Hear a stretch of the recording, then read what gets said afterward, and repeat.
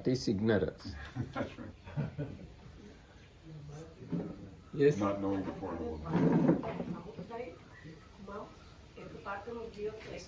මොකක්ද?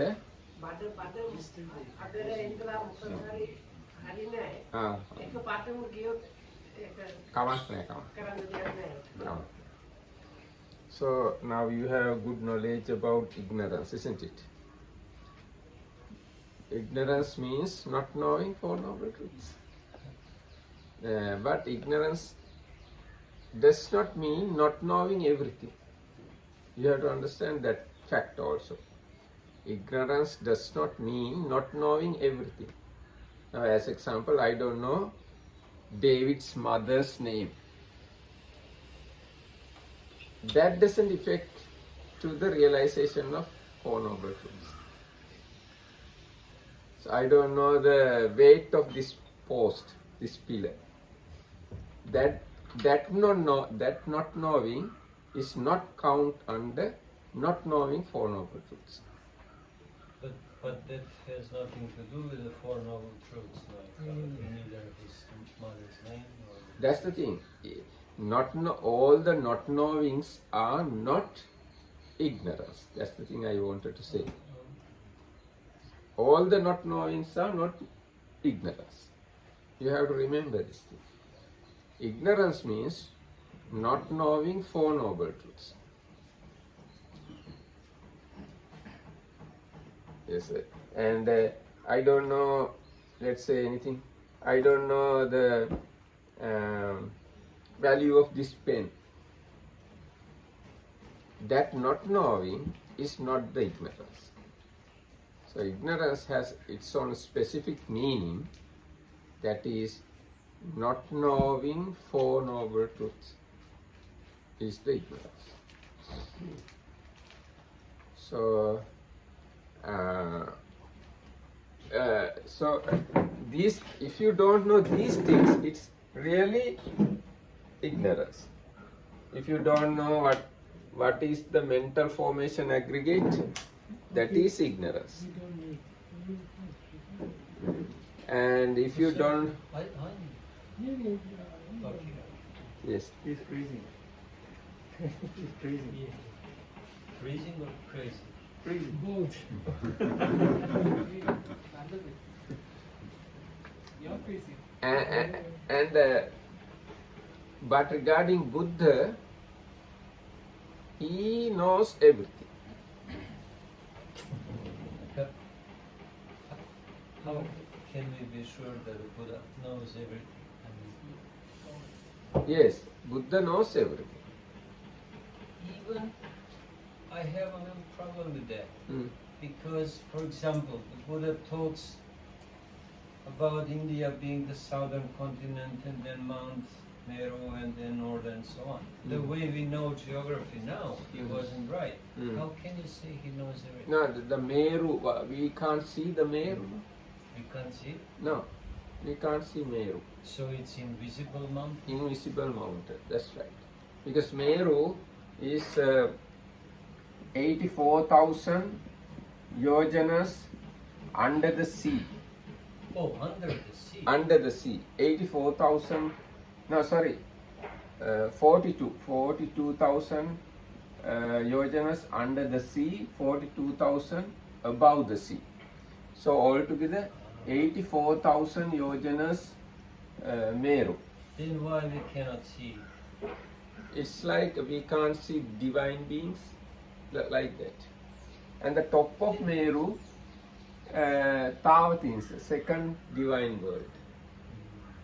But then it's difficult to call it geography of this planet if it's visible to some beings and not to us. I mean, I definitely have problem with that. I somehow feel that these are justifications that were maybe made after the Buddha's passing away to justify what he said. But I think he was talking about that mountain as a real concrete mountain. No? It's not real concrete mountain. Does he ever say this is not a concrete mountain, it's just an invisible thing that I don't know, divine beings. Now, when you read the description about the Meru, you can find it is not visible concrete thing. Because now according to the description, Meru is like this. It's wonderful to explain. Now Meru, this is the top of the Meru. And it has 7 levels from either side, like this.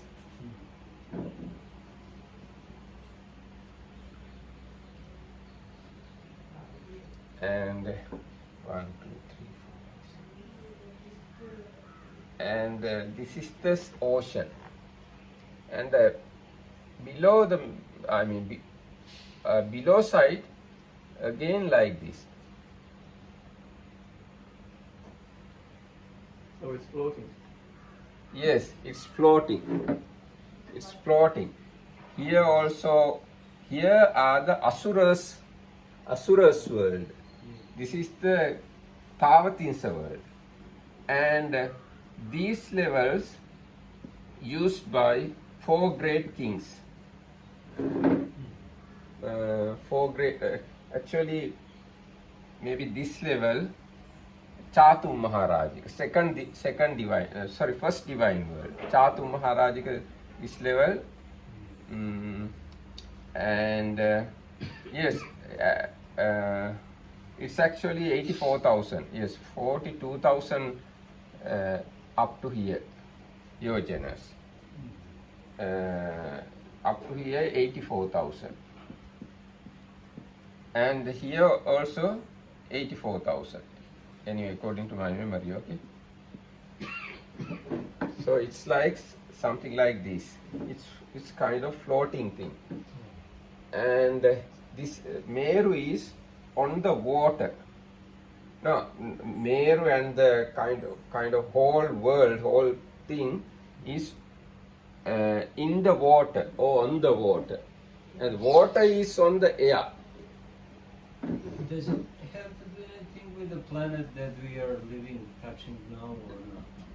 Some kind of connection is there, but it is very big, much bigger than our world, our planet Earth. Very much big. Now, as example, if you count 84,000 yojanas, 1 yojana is let's say 12 miles. So 84,000 yojanas means, let's say 840,000. 840,000 is the height of Meru from the ocean.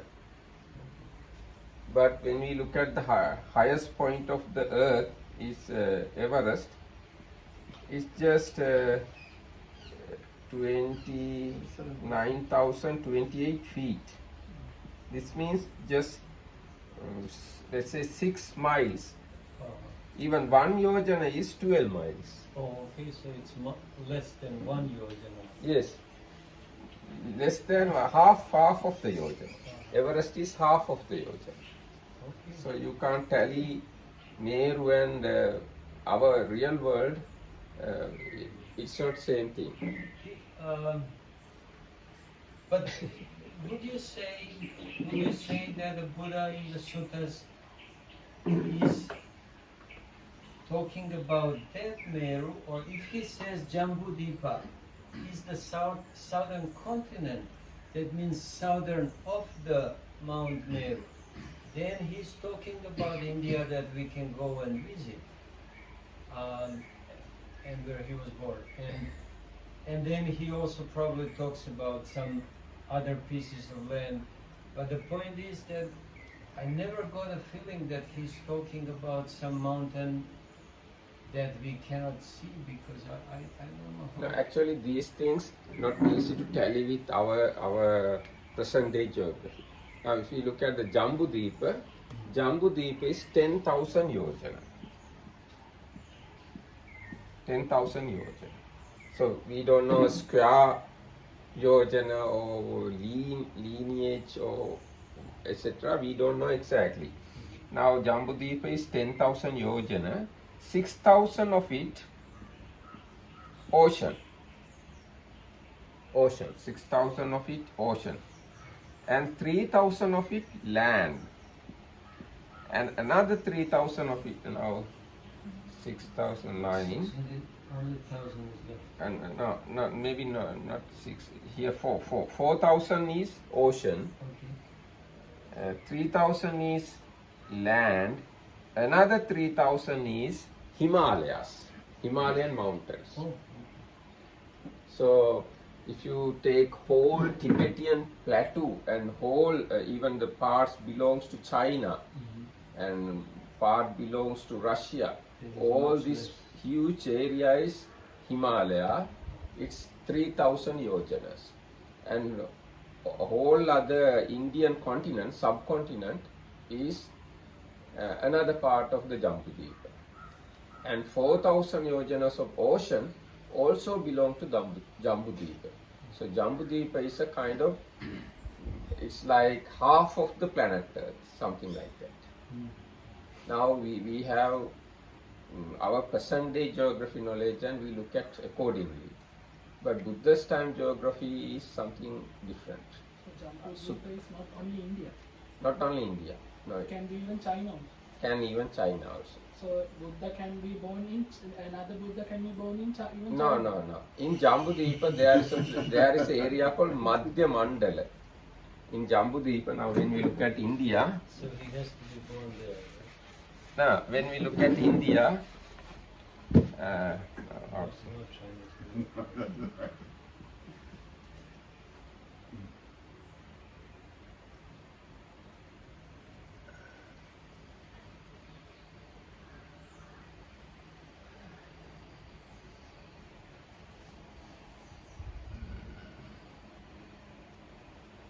okay, this is India.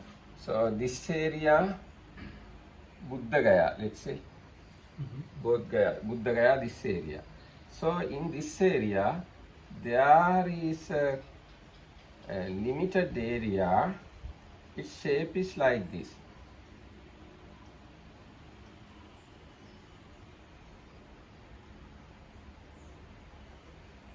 So this area is the area where Buddha is born. Nowhere else Buddha is born, even in India. Even in India, Buddhas are not born outside this area. This is called Madhya Mandala. So it's maybe approximately Magadha, what used Yes, to be Magadha, Kosala, Kosala, mainly Magadha, Kosala. So it is explained from here to here, 150 yojanas. From here to here, 150 yojanas. From here to here, 125 yojanas. It is 125 yojanas. You are right, not usually history. So this much is Madhya Mandala, and within this area, Buddhas, Pacceka Buddhas, Chakravarti kings, great disciples, they all born within this limited area. Even Pacceka Buddhas cannot be born outside of them. According to that text, according to my knowledge, cannot, but Pacceka Buddhas can live outside. Because in Himalayas, there is an area called Gandhamadana Pabbata, Gandhamadana Parvata. There Pacceka Buddhas dwell. So this kind of explanations are there. I know that in Kathmandu they are talking about some stupa that they say some Pacceka Buddha was living. But Kathmandu is probably part of that. No, actually Kathmandu is not included within this circle. Kathmandu is outside, but Lumbini is inside. Lumbini also belongs to Nepal today, but Lumbini within this circle, Kathmandu is outside. Now in Vinaya, if you study Vinaya, you find this area, to get high ordination, you need 10 monks at least. But outside of this area, anywhere, you need only 5 monks. And within this area, you can't have a bath more than once in a 2 weeks. Once a month. No. You can't have a bath for a for a 2 weeks, Only one you time. can have one-time bath, but there are lot of amendments. The original appointment is that. Why is that? Because once there was lot of monks and king wanted to have a bath in the river, king couldn't get opportunity. So Buddha said, within this limit, monks should not take a bath more than one time in a 2 weeks. But he changed everything later. But outside of this area, you can have bath as much as you want. Very antisocial place. Like that, there are even Vinaya rules relating to this Madhya Mandala. So Madhya Mandala is the area where Buddha born. All the Buddhas born within this area. Everything destroyed, how can you say it's born in that new era, because there is completely new world? This is another story I have to say. Now, when this world system is destroyed, everything is destroyed. Even very little dust not remain. And when again new world system arises, this is the place first time arise. This is the center. From there, this whole world system emerged. This is the place where Buddha attained Buddhahood. And when all the system destroying, this is the place destroyed last. So, how to say, now any era, we have 2 eyes either side of nose, and 2 ears, 1 mouth, 2 hands, 2 legs. This is the nature of human being. Same way, the world system is also kind of same. So, yes, that's the way we have to understand. And all the Buddhas are same. All the Buddhas are preaching same Dhamma, Four Noble Truths. So all the Buddhas are born at the same point. Especially birthplace may be changed little bit, but attainment of Buddhahood happen on the same spot. It's the same world. No, not same world. You cannot say same spot if it's a completely new universe. No need completely new universe. Now, Metteyya Buddha will attain Buddhahood here. Yeah, but there will be no, even after the birth is finished, how can you say he arises again in Bodhgaya? It's going to be Bodhgaya in the new universe. No, even now in this universe, this world, we will have the Metteyya Buddha. He also attained Buddhahood at the Bodhgaya, nowhere else. And we had last Buddha Kassapa. He attained Buddhahood Bodhgaya, nowhere else. Even previous kalpas, previous eons, Buddhas attained Buddhahood in Jambudipa, in Madhya Mandala and Bodhgaya. When world is formed, all the worlds more or less same. Sometimes differences are there, more or less same. So this is kind of Buddhist cosmology. The Pacheka Buddhas, can they arise within the time of the Buddha's dispensation? No, cannot. So there are no Pacheka Buddhas now. No, not now, until end of this Buddha's dispensation. Okay. Knowing all these things, your wisdom. Not knowing is ignorance. Because these are relating to Four Noble Truths. How did you know what Pacheka Buddha is? Seven Buddha. Yes, all these things relating to Four Noble Truths. Buddha changed the native things of Yojana, the Himalayas, or you were too in that subject. You wrote something that Half yojana. Half yojana is what was Half yojana is Mount Everest is Mount Everest, can be. Because Mount Everest is now 29,028 feet. That means 6 miles. Yojana is 12 miles. Okay, but then when you said how big is India in hundreds of yojanas, then again there is No. bloody This logic no. there. This is vertical height from the mean sea level. Forget about that. Half yojana, it's space, No, not space. Just height height, from the sea level. from the sea level. Yes. So how do you know that the sea level is? Where do you measure it? Which part of the world you measure it? No, The now deepest part. Now when we are measuring the height of a mountain, we count it from the mean sea level. Sea level. So Level is everywhere the same. yes, so from mean sea level, Himalaya, top of the Himalaya is 6 miles. And how in a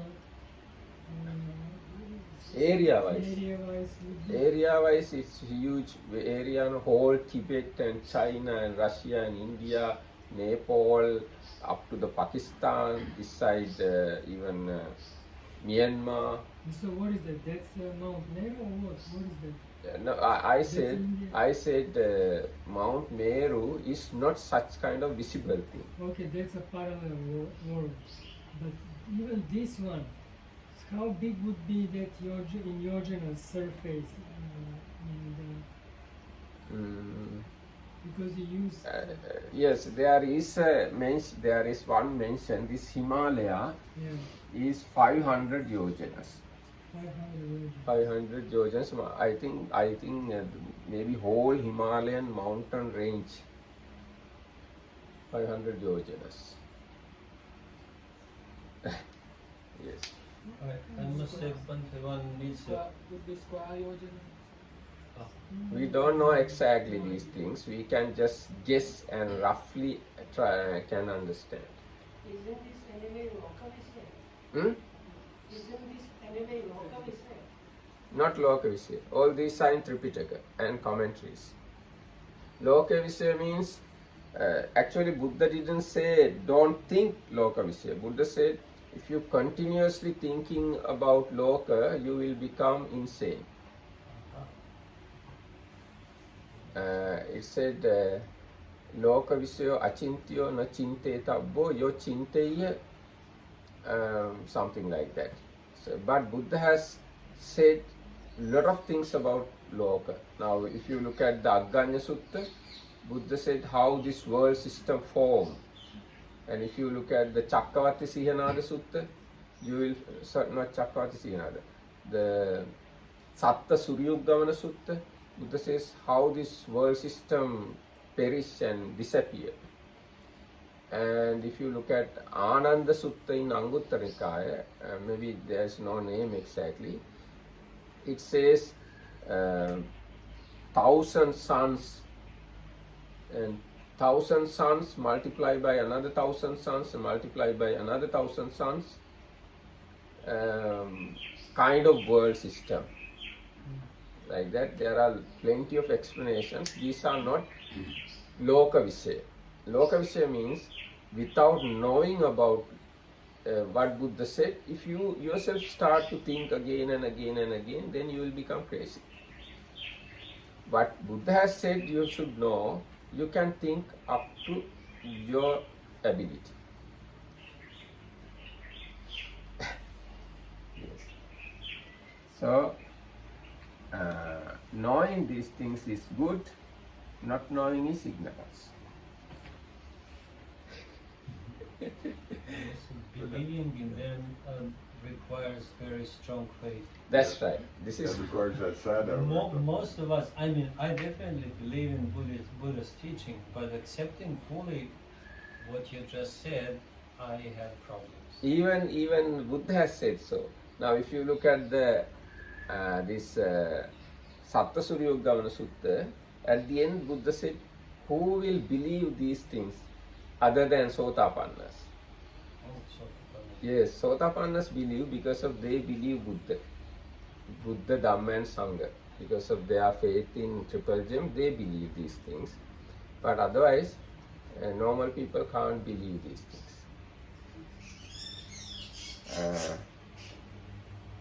Anyway, now we have been talking ignorance. So, under mental formation aggregate, there are 50 mental factors.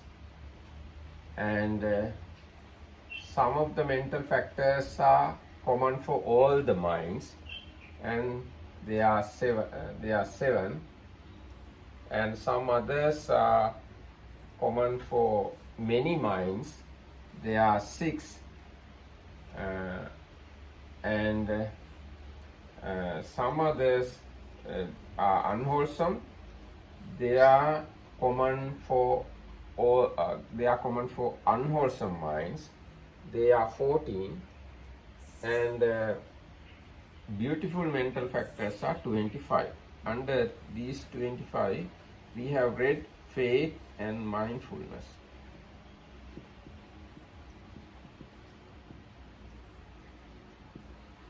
And today we can read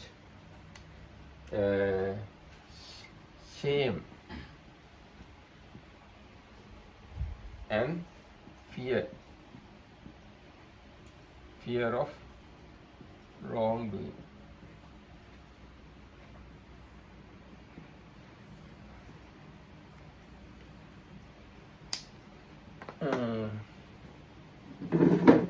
And I like to add further, this faith can be multiplied by 11. All the mental factors can be multiplied by 11. There can be past faith, future faith, present faith, gross faith, subtle faith, superior faith, inferior faith, and near faith, far faith, internal faith and external faith. Same way, mindfulness and other mental factors.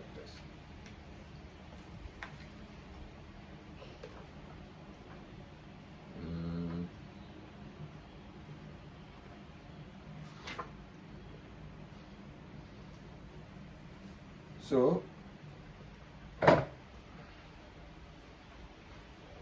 can you recollect what I have said about these mental factors, beautiful factors? What is faith? Faith or devotion, trust, especially trust in the Buddha, Dhamma and Sangha. Faith in the Buddha, Dhamma and Sangha. So that's the faith. And sometimes it is very difficult to have a faith if you have not read enough about the Buddha. Buddha is not very kind of flat person. He has extremely different aspects, different faces. Now if you look at the Buddha in the Sutta and Buddha in the Vinaya, very different. Buddha in the Sutta is extremely kind and simple, soft person. But when you look at Buddha in the Vinaya, it's kind of rigid, and he punishes sometimes, not physical punishments, punish bhikkhus. He is sometimes ordered to disrobe others,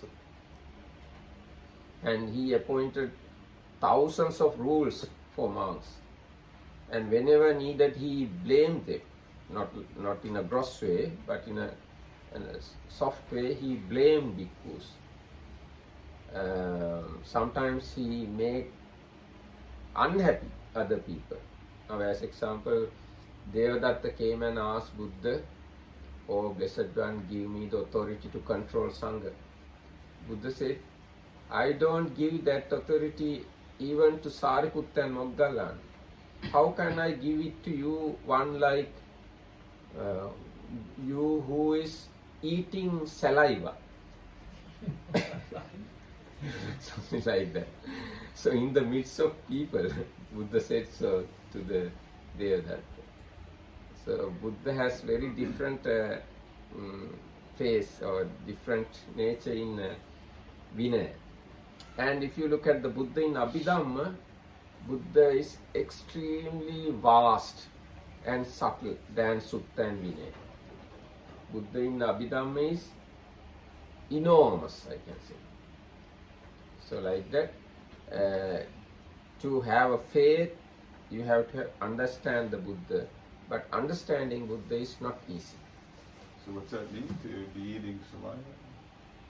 He ate, he ate, how to say, he showed his miraculous ability to the king and got food from the king by showing his ability to the king. So Buddha looked down it. That's why Buddha said so. Not saliva, means like spit. Spit. So he's eating The spit. showing of the psychic power was like spitting. So that's like okay, right. spit out, then to pick up the spit and eat it back. Oh, okay. That That makes was sense. like getting food for showing Right. psychic power. Yes. So deep. Was that? Spit and saliva are very close, no? Yeah. What's the difference between the spit and the saliva? Well, it's the same. Yeah, so the saliva, well, usually saliva's inside your mouth. And Spit would be sound, outside. yeah. So, So anyway, it's good to understand the nature of the Buddha. Buddha is not always same. Buddha has different faces, different aspects, and even Buddha's appearance time to time differ.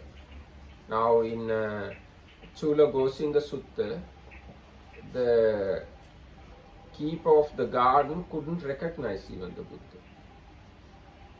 And some other places, people couldn't recognize the Buddha. And some other times, Buddha is extremely beautiful and perfect, and everybody can understand this is the Buddha, remarkable. But some other times, very normal. And when Buddha went into the Tawatin's heaven, he is extremely abnormal. Now, as example, Buddha went to the Tawatin's to preach Abhidhamma to his mother after 7 years of attainment of Buddhahood. So he sat down on the chair of the king of the god, but king of the god thought this chair is extremely huge. Buddha is extremely small.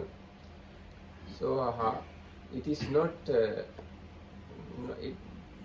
Things will not happen nicely. Buddha is very small, chair is huge. But when Buddha sat down on the chair is extremely fit to the Buddha. And one occasion, there is a kind of deva, kind of divine being called Vepachitti. He is an extremely huge person. And he thought, oh, Buddha is very small one. When he came to see the Buddha, he was thinking Buddha is a small person, and he is huge. He is not human being, okay? And when he came to see the Buddha, he couldn't see even Buddha's face, because when he was arriving, Buddha was sleeping. He could see the Buddha's footprint, feet, and all over the space, just Buddha's footprint. Foot, not the print, how to say, Buddha's soul. Yeah. That part. Only that part he could see. He couldn't see even the Buddha. So Buddha has such kind of miraculous abilities. And there are some further explanation. Buddha can walk inside the this very small seed? Mustard seed. That's right. Buddha can walk, sleep, and stand and sit inside the mustard seed if he wants. So Buddha is not easy one you to take into your mind. If you understand Buddha in this multifaceted way, then you can have good faith.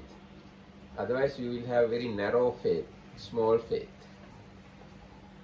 And Dhamma is also another remarkable thing. It is very difficult for some people to have faith in Dhamma because they choose part of Dhamma and they think this is the Dhamma, this is the true Dhamma, this is the early Buddhism. Like that, they cut and chop Dhamma according to their size. So their faith also limited. And understanding Sangha is even difficult because Buddha and Dhamma seems to be pure. But when you look at the Sangha, in the Sangha all sort of people are there. So it is very difficult to have faith in Sangha. In the Sangha you can find very bad people, and in the Sangha you can find Arahants, Sariputtas and all other nobles. And in the Sangha you can find very virtuous people and very unvirtuous people. And in the Sangha you can find very energetic people as well as very lazy people. So understanding Sangha is another very difficult thing. So to have right type of faith is not easy thing. But if you don't have right type of faith, you never reach Nibbana. So it's very important to have good faith. If you have good faith, then only you can have right type of mindfulness, right type of energy, right type of concentration, right type of wisdom. So faith is the seed, or the devotion is the seed, saddha bija. But it is not easy thing to achieve right type of faith. Then we talk about mindfulness.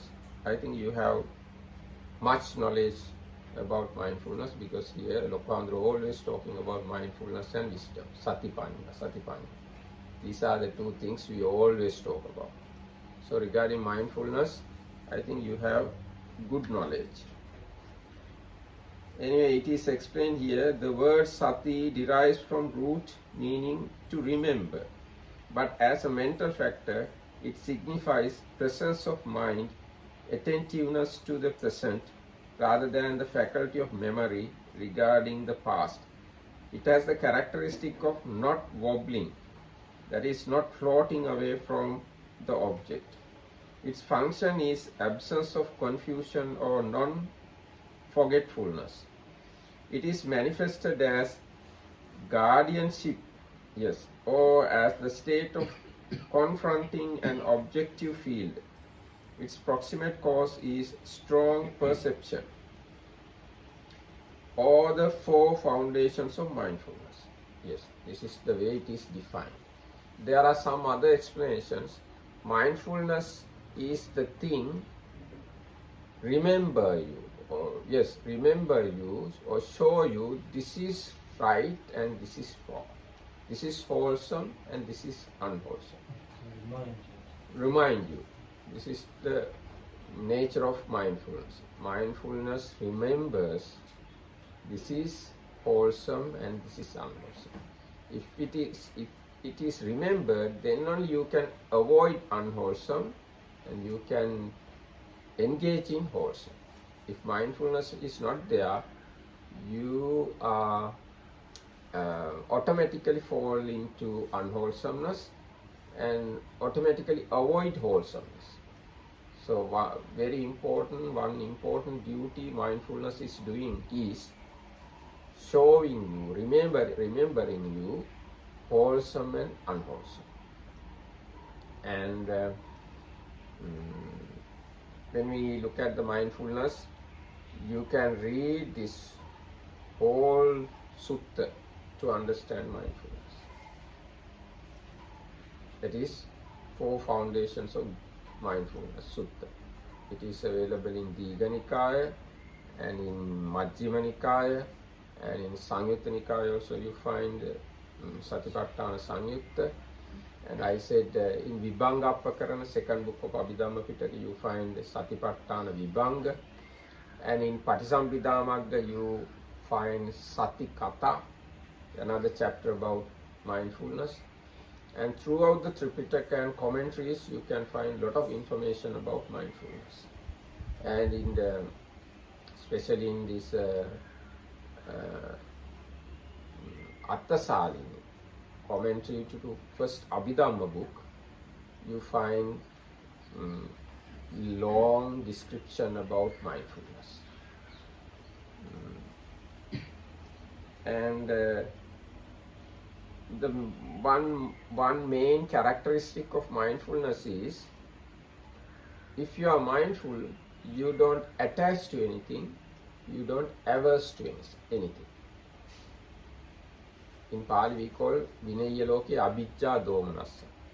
If you attach or if you crave, then you are not mindful.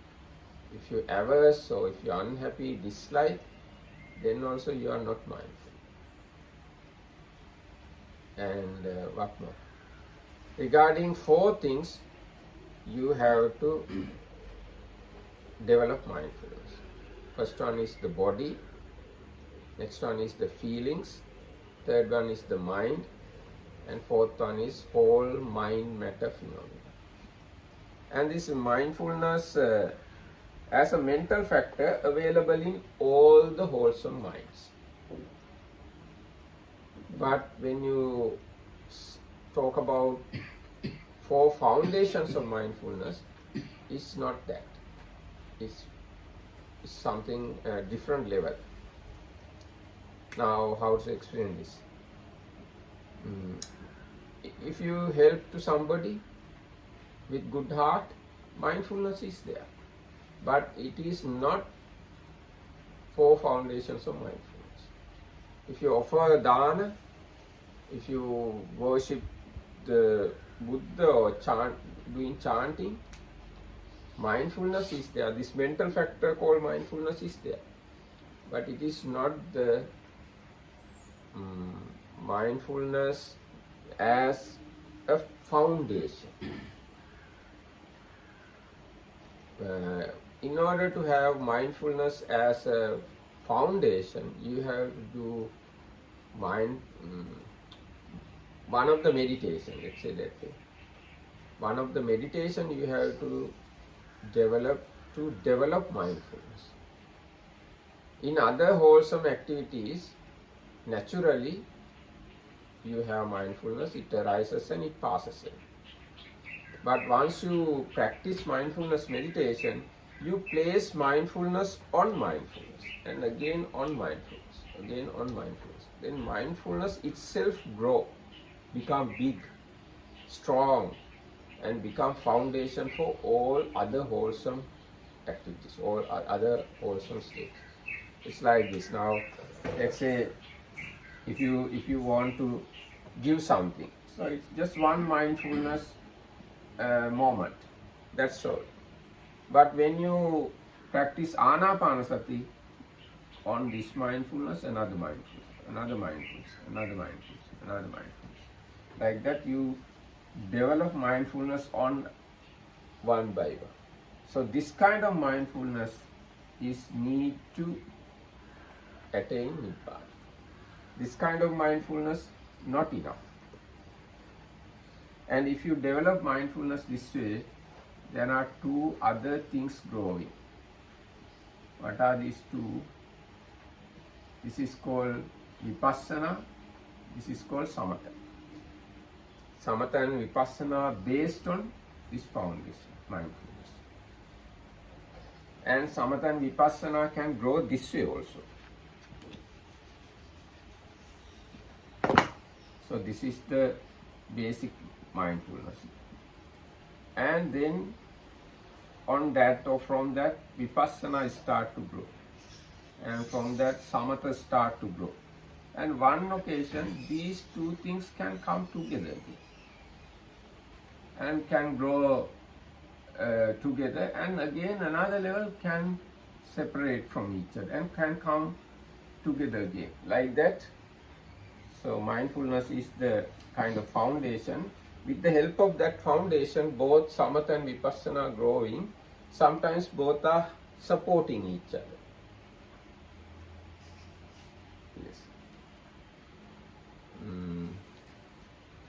Yes, so this is the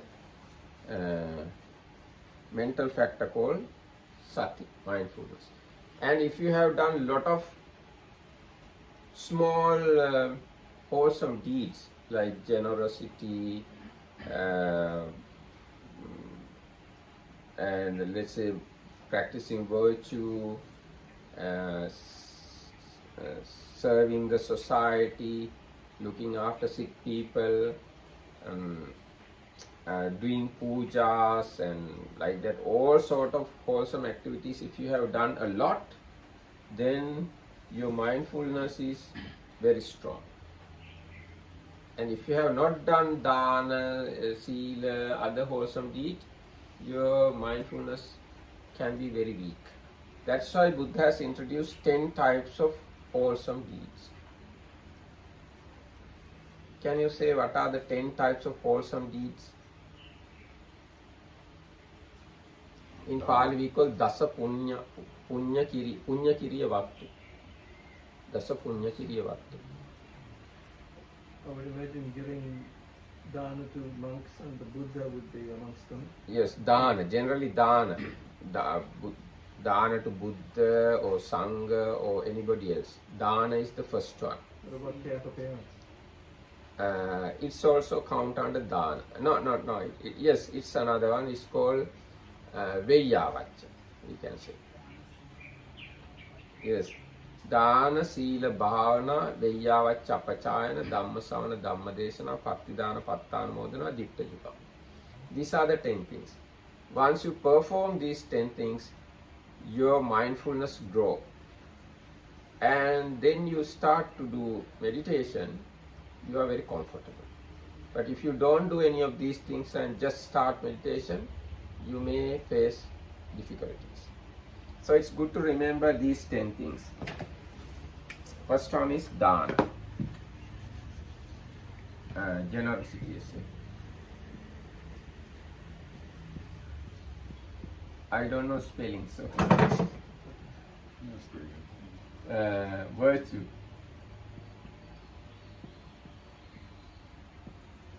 And dance in the bhavana. Again, bhavana. This can be mainly this can be samatha, concentration meditation. And next one is apachayana. Apachayana means worshipping.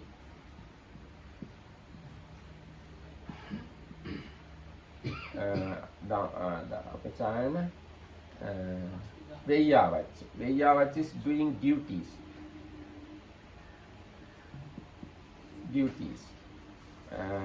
Dhamma savana, listening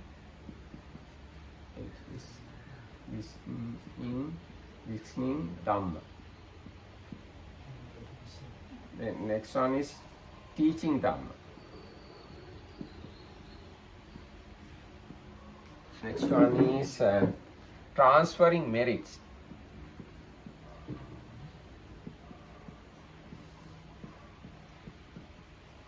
Accepting merit.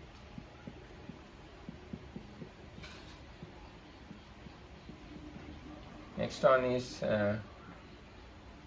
how to say, clearing the view. Straightening. Buddha straightening.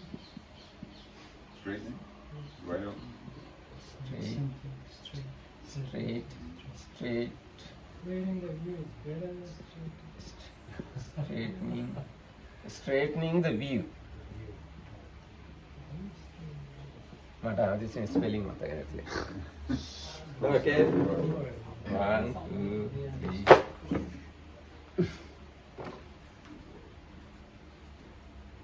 4, 5, 6, 7, 8, 9, 10. These 10 is good to remember. These 10 are very much helpful to develop mindfulness in your normal life, not in meditation center. But when you are living your normal general life, If you know these things and if you practice these things in your day-to-day affairs, then once you start to meditate, it will support you, it will helpful to you. So it's good to remember these 10 things. Dana Sila Bhava, in Pali, Dana Sila Bhavana, Veyyavacca Apachayana, Dhamma Savana Dhamma Desana, Pattidana Pattanumodana, Dittaju Kamma. That's a punya kila. Right. So what do you think? These things are not in the nature of man. You know? Yes, not nature of man, it's true. Nature of man is going to hell. Yeah, nature of man is going to hell. Now we but are in the going meantime, they have opposite of hell. But in the meantime, they have good time because this is suffering for most of the people to practice. Yes, that's true. That's why we are in the Not samsara. realistic. I mean, not myself. So why would you follow someone, for example, who give you suffering? You already suffer, and then you have to do suffering double. Because Can you survive from that? You go crazy. no, we suffer in order to come out of suffering. If we don't have long samsara, we don't do any of these things. Studying for exam. Kind of like studying for exam. That's real pain. No, because we have long samsara, we need to come out of it. So in order to come out of the long samsara, you have to practice wholesome deeds easily or difficulty. Okay, great. Yes, that's why Buddha appeared in the world. If there is no samsara, we can anyhow manage this life. We need not a Buddha. We ourselves can maintain our life. And now people in the West and let's say people in Russia, they live happily not because of Buddha. Now here I can see how much better. No. Anyway, so we practice these things because we need to generate mindfulness. If you practice already simple activities which can help to develop mindfulness, that mindfulness one day help you to practice intensive mindfulness. Under the 5 duties. What are the under the duties?